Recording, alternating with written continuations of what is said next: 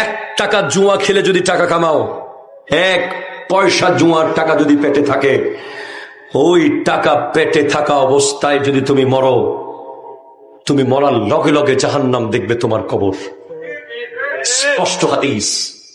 মনে রেখো, হালালের পান্তাবাত অনেক দামি, হারামের কাচ্চি বিরিয়ানির ছেলে, ঠিক কিনা বলো? যে ব্যক্তি হালাল টাকা দিয়ে পান্তাবাত খায়, খোদার কসম তার মতো চালাক পৃথিবীতে নাই। আর যে অবৈধ জুয়ার 2 নম্বরই সুদ ঘুষ খেয়ে দামি দামি খাবার খায়, দামি দামি বাড়ি বানায়, তার মতো বোকা, তার মতো গাধা, তার মতো বেয়াক্কল পৃথিবীতে নাই, ঠিক কিনা?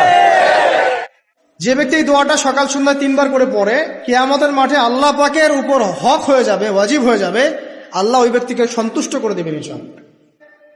রাদিতু বিল্লাহি রাব্বান ওয়া বিল ইসলামি দীনান ওয়া বি মুহাম্মাদিন সাল্লাল্লাহু আলাইহি ওয়াসাল্লাম নবিয়্যা। এর একটা বড় ফজিলত আছে। কি ফজিলত? যে ব্যক্তি এই দোয়াটা সকাল সন্ধ্যা 3 বার করে পড়ে, কিয়ামতের মাঠে আল্লাহ পাকের উপর হক হয়ে যাবে, ওয়াজিব হয়ে যাবে, আল্লাহ ওই ব্যক্তিকে সন্তুষ্ট করে দেবেন ইনশাআল্লাহ।